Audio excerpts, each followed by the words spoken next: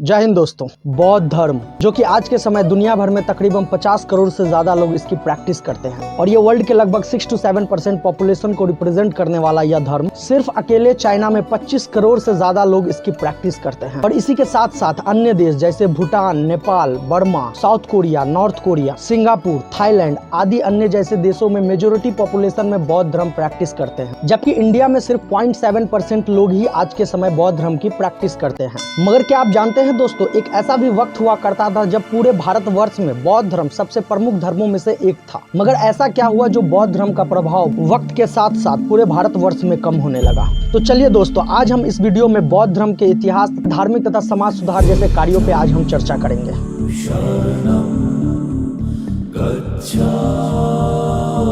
उत्तर वैदिक काल के अंत के समय यानी कि तकरीबन आज से 2700 साल पहले 600 ईसा पूर्व के अंत आते आते जब भारतवर्ष में कर्मकांड, धार्मिक अस्थिरता तथा जाति प्रथा की कठोर वर्ण व्यवस्था अपने चरम पे थी, ऐसे में कुछ नए संप्रदाय धार्मिक तथा समाज सुधारक जैसे कार्यों के लिए आगे आ रहे थे, जिन्होंने ईश्वर मूर्ति पूजा से हटकर मानवता में विश्वास रखने वाली एक नई विचारधारा को सामने रखा। नास्तिक विचारधारा रखने वाली इन संप्रदायों में मुख्य रूप से बौद्ध धर्म संप्रदाय, जिन्होंने बहुत ही कम समय के अंदर पूरे भारतवर्ष में अपना प्रभाव का निर्माण किया। बौद्ध संप्रदाय के इसी प्रभाव के कारण इस काल को धर्म सुधार आंदोलन काल भी कहा जाता है। सन 563 ईसा पूर्व कपिलवस्तु के शाक्य राजा शुद्धोदन के घर वैशाख पूर्णिमा के दिन सिद्धार्थ का जन्म हुआ। सिद्धार्थ के माता का नाम महामाया था, मगर दुर्भाग्यवश उनके जन्म के 7 दिन उपरांत ही उनका माता का देहांत हो गया। सिद्धार्थ को बचपन से ही उनकी मौसी तथा उनकी सौतेली माँ महाप्रजापति गौतमी देवी ने ही बचपन से सिद्धार्थ का पालन पोषण किया, इसीलिए सिद्धार्थ को सिद्धार्थ गौतम के नाम से भी जाना जाता है। सिद्धार्थ बचपन से ही बहुत ही कोमल स्वभाव के बालक थे। उनका मन करुणा तथा दया भाव का स्रोत था और खेलों के दौरान भी कभी भी वो अपने ओपोनेंट को हारते हुए नहीं देख सकते थे, क्योंकि किसी का दुखी होना उनसे देखा नहीं जाता था। और पिता शुद्धोदन इसी बात को लेकर वो हमेशा चिंतित में रहते थे, क्योंकि वे सिद्धार्थ को चक्रवर्ती सम्राट बनता देखना चाहते थे, जबकि सिद्धार्थ का झुकाव केवल और केवल आध्यात्मिक वैराग्य तथा ज्ञान प्राप्ति की ओर दिखाई दे रहा था। इसीलिए पिता शुद्धोदन अपने पुत्र सिद्धार्थ को सांसारिक बंधनों में बांधने के लिए महज 16 वर्ष की आयु में सिद्धार्थ का विवाह यशोधरा नामक कन्या के साथ करवा दिया गया। समस्त संसाधनों से युक्त वातावरण और सभी प्रकार के सुखों से परिपूर्ण जीवन जी रहे सिद्धार्थ और यशोधरा, और कुछ ही सालों बाद उन्हें एक पुत्र की प्राप्ति हुई, जिसका नाम राहुल रखा गया। दुनिया के दैन्य और दुखों से अनजान सिद्धार्थ कपिलवस्तु के उत्तराधिकारी और पितृ इच्छानुरूप चक्रवर्ती सम्राट बनने के राह में बढ़ ही रहे थे कि सिद्धार्थ के जीवन में घटित एक छोटी सी घटना ने व्यक्तित्व को पूर्ण रूप से बदल के रख दिया। एक दिन सिद्धार्थ नगर में घूमने के इरादे से अपने रथ को लेकर निकल पड़े, मगर उन्हें नहीं पता था कि ये रथ यात्रा उन्हें दुनिया की सच्चाई से अवगत करवाएगा। महलों के सुख में पले बड़े सिद्धार्थ अपने जीवन में पहली बार उन्होंने अपना प्रजा का गरीबी देखा। एक बीमार इंसान के जीर्ण शरीर अवस्था को महसूस किया, मरणासन अवस्था में पड़े एक बूढ़े इंसान की यातना को करीब से जाना, अंत यात्रा में रोते बिलखते परिजनों के दुखों को समझा। दुनिया का यह स्वरूप तथा दुखों को देख सिद्धार्थ के मन में वैराग्य की भावना ने कुछ इस प्रकार घर बना लिया कि मात्र 29 वर्ष के आयु में सिद्धार्थ घर त्याग करने का निर्णय ले लिया। भारी बरसात के रात अपनी प्रिय पत्नी और अपने पुत्र राहुल को सोई अवस्था में छोड़कर सिद्धार्थ संसार को दुखों से मुक्त करने के लिए वन की तरफ चल दिए। अब एक राजपूत अपनी विलासिता को छोड़कर एक सन्यासी बन चुका था। सिद्धार्थ ने अपने संन्यास्त जीवन की शुरुआत राजगिरी नामक स्थान से किया। इसी बीच सिद्धार्थ 2 गुरुओं के अनुसरण में गए, जिनके माध्यम से योग साधना तथा ध्यान साधना की शिक्षा प्राप्त की। मगर सिद्धार्थ इन सभी से अभी भी संतुष्ट नहीं हुए थे, क्योंकि उन्हें अंतिम सत्य अर्थात ज्ञान प्राप्ति की तलाश थी। और फिर सिद्धार्थ ने आत्मबोध का मार्ग चुना। अपने 5 सन्यासी मित्रों के साथ मिलकर उन्होंने पूर्णतः अन्न जल त्याग करके आत्म कलेश के माध्यम से ज्ञान प्राप्त करने का मार्ग चुना। तो दोस्तों, निर्णय कठिन था। अन्न जल के त्याग से उनका शरीर दुर्बल होता जा रहा था और फिर धीरे धीरे शरीर मूर्छित अवस्था में जाने लगा। तभी एक दिन अचानक तपस्या में लीन सिद्धार्थ के कानों में रास्ते से गुजर रही कुछ महिलाओं के स्वर सुनाई पड़े, जो कह रही थी संगीत को मधुर करने के लिए ना तो वीणा के तार ढीले होने चाहिए और ना अधिक कसे हुए, इससे वीणा की तार टूट भी सकती है। सिद्धार्थ पर इन बातों का गहरा असर पड़ा और उन्होंने माना ज्ञान प्राप्ति के लिए शरीर ही एकमात्र साधन है और उस शरीर को कष्ट देकर हम ज्ञान प्राप्त नहीं कर सकते। ज्ञान प्राप्ति का मध्यम और सही मार्ग है। और फिर सिद्धार्थ ने अन्न ग्रहण करने का निर्णय लिया।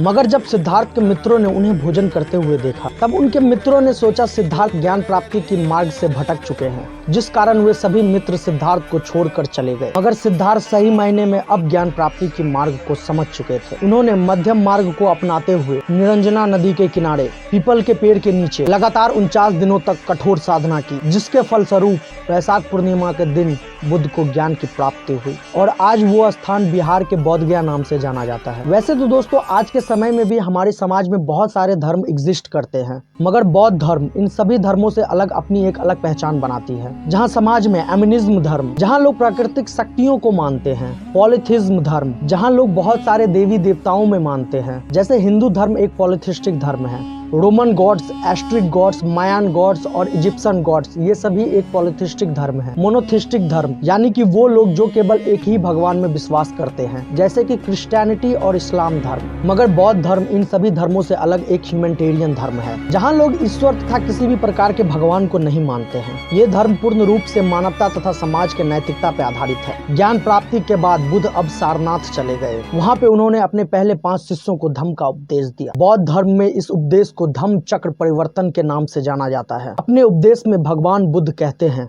मेरे धर्म का यज्ञ आत्मा और परंपरागत ईश्वर जैसे आदि से कोई संबंध नहीं। केवल मानवता ही मेरे धर्म का केंद्र है।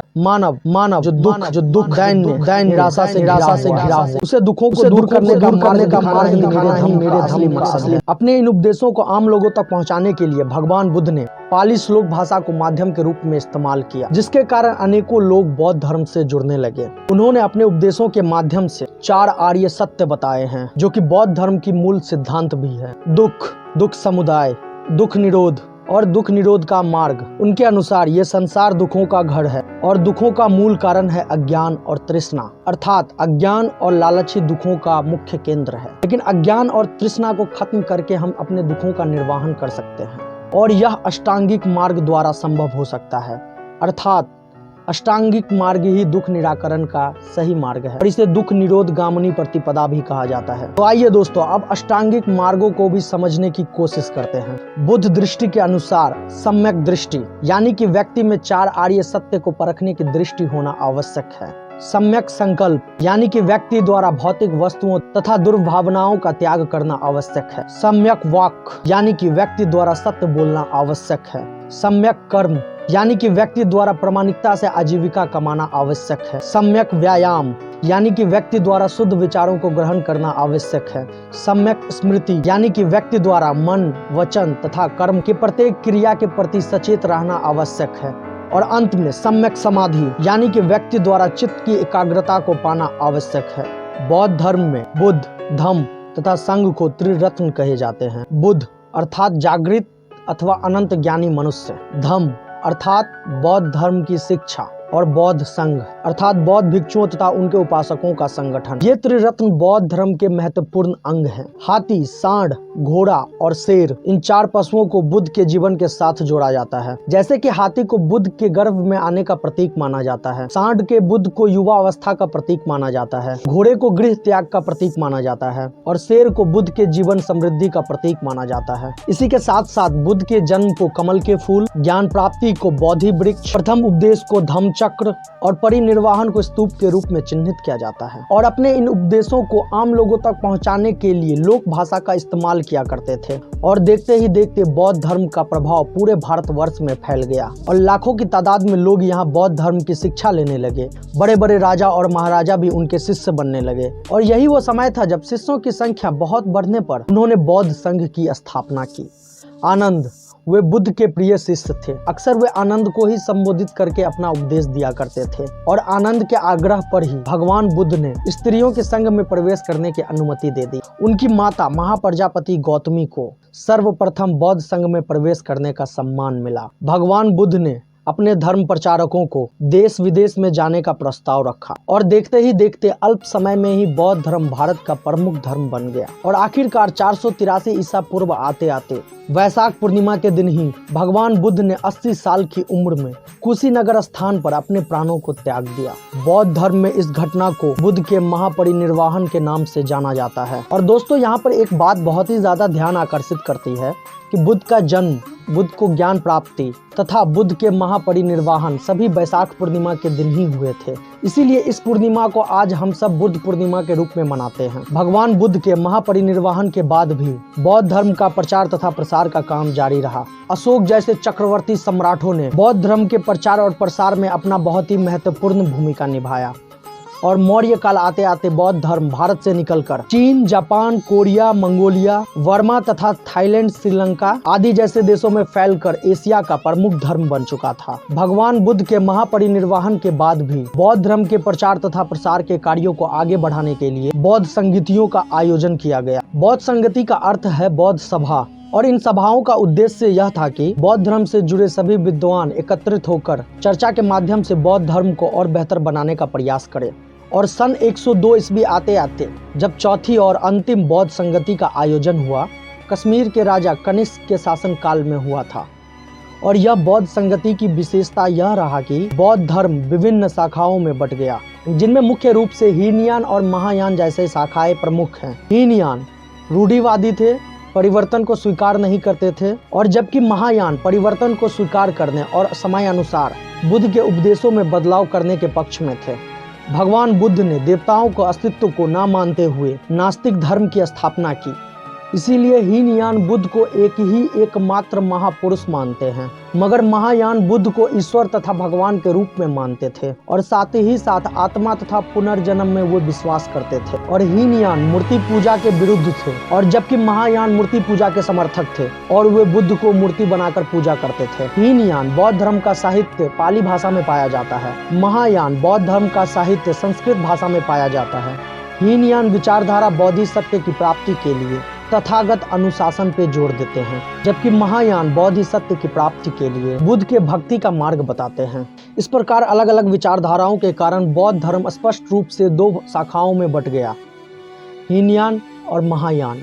विकास और विस्तार के इसी क्रम में 600 ईसा पूर्व गुप्त काल के दौरान वज्रयान नामक एक और नई शाखा का जन्म हुआ।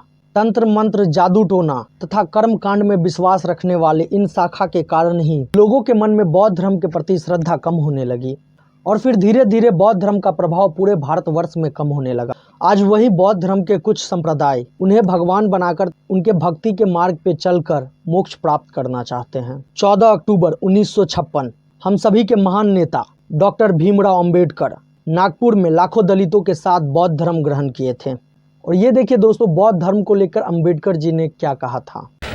मेरे साथ अनुसरण करना चाहें वो खड़े होकर शरण त्रय दोहराएं और मेरे साथ शपथ लें।